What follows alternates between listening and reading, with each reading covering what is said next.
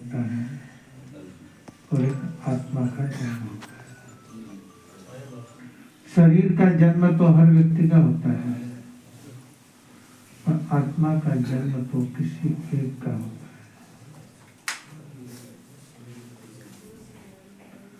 शरीर के जन्म को तो हम जानते हैं कि व्यक्ति जन्मा है और उसका नामकरण भी होता है। यहाँ आत्मा का जन्म भी होता है और उसका भी नामकरण होता है। संयम जीवन स्वीकार करते हैं वह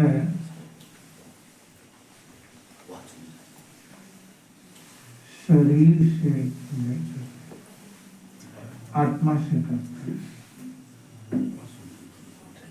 आत्मा से स्वीकार करते हैं और आत्मा से स्वीकार करने के बाद आत्मा से ही उसका पालन होता है। इसलिए संयम जीवन स्वीकार को भी कहा जाता है कि दूसरा जन्म होगा, एक जन्म के अंदर दूसरा जन्म होगा। तो आज के दिन, कुछ दिन पहले हमने आचार्य महाश्रवण का जन्मदिन नहीं मनाया। उस समय जन्मदिन मनाया था मोहन दुग्गड़ का। आज जन्मदिन मना रहे हैं हम इसका आचार्य महाश्रवण का। आप कहोगे व्यक्तित्व एक ही दोनों, चाहे मोहन कहो, चाहे मुदित कहो, चाहे महाश्रवण कहो, व्यक्तित्व एक ही है। व्यक्ति एक ही होता है, पद नाम अलग अलग हो जाते हैं। समय के साथ व्यक्ति के पर्याय बदल जाते हैं। आचार्य महाश्रवण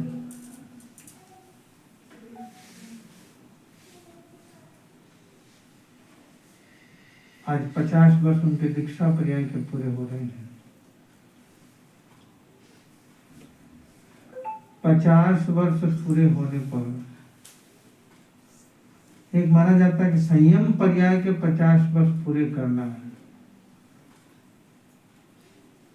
और उसके पश्चात और आगे बढ़ते हैं। कईयों के संयम पर्याय के 75 वर्ष पूरे हो जाते हैं, कईयों के संयम पर्याय के 80-90 वर्ष भी पूरे हो जाते हैं। आचार्य महाश्रवण जी के शासन काल में हमारे धर्म संघ में एक साध्वी है जो अभी वर्तमान में 106 वर्ष की। एक साध्वी है जो लगभग 98 वर्ष की है। आचार्य महाश्रवण दीक्षा लेना एक संस्कार है और उस संस्कार के बाद अपने जीवन को बनाना ये व्यक्ति के स्वयं के कर्म के ऊपर है। दीक्षा तो हम सब ने ली है, मैंने भी ली है, इन्होंने भी ली है और भी सैकड़ों साधु साधियों ने ली है। आचार्य महाश्रवण जी ने भी ली दीक्षा, पर सारे तो आचार्य महाश्रवण नहीं बने। इसलिए दीक्षा लेना एक संस्कार है, परंतु जीवन को जागृत करना तो व्यक्ति का स्वयं का पुरुषार्थ है।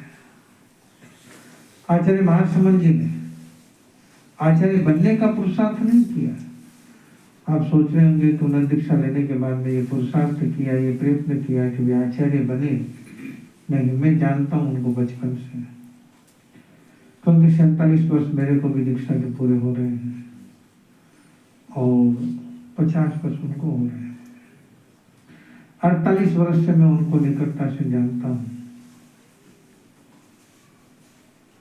48 वर्ष से मैं उनको निकटता से जानता हूँ। इसका मतलब है कि 48 कैसे समझ लो, लगभग 50 वर्ष से जानता हूँ। वे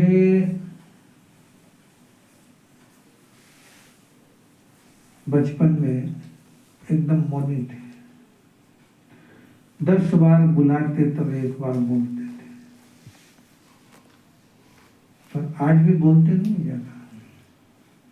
आप सोचते हैं कि आज बोलते हैं, आज भी बोलते नहीं है, मुस्कुराते हैं और आशीर्वाद देते हैं जी हाँ बस।